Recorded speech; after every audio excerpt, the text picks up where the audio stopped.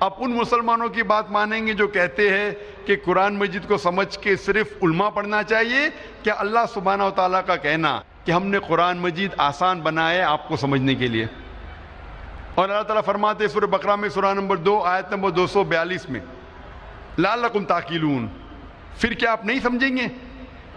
کئی بار اللہ تعالیٰ فرماتے پھر کیا آپ نہیں سمجھیں گے؟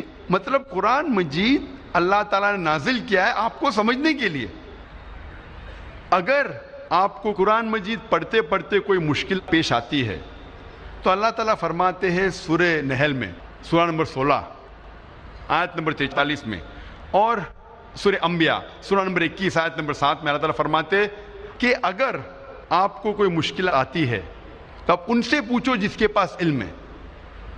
فَاسْأَلُوا أَهْلَ الذِّكْرِ إِن كُنتُمْ لَا تَعْلَمُونَ، اگر آپ کو سمجھنے میں کچھ مشکل پیش آتی ہے تو آپ ان سے پوچھو جس کے پاس علم ہے، یعنی عالموں سے پوچھو۔ اگر قرآن مجید میں سائنس کا ذکر ہوتا ہے تو آپ کس سے پوچھیں گے؟ آپ حجام سے پوچھیں گے؟ آپ پوچھیں گے سائنسدان سے، کیونکہ سائنسدان علم رکھتا ہے سائنس کے بارے میں۔ اگر قرآن مجید ذکر کرتا ہے میڈیسن کے بارے میں تو آپ کس سے پوچھیں گے؟ آپ پوچھیں گے ڈاکٹر سے۔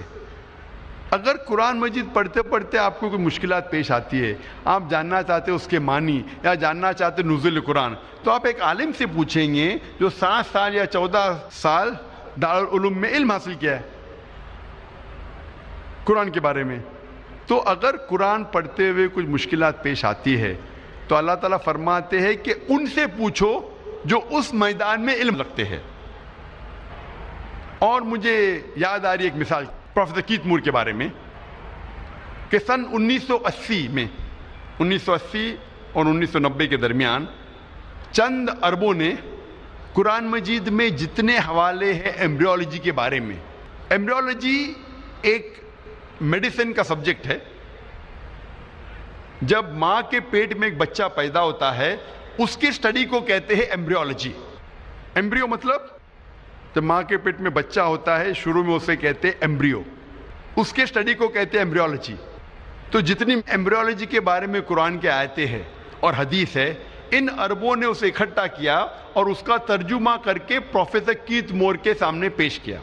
پروفیسر کیت مور اس وقت سن 1980 میں دنیا کے سب سے بڑے ماہر تھے ایمبریولوجی کے، اور یونیورسٹی آف ٹورانٹو کینیڈا میں وہ head of the department of anatomy تھے۔ اور جب انہیں سارے ترجمہ پیش کیا تھے اور ان سے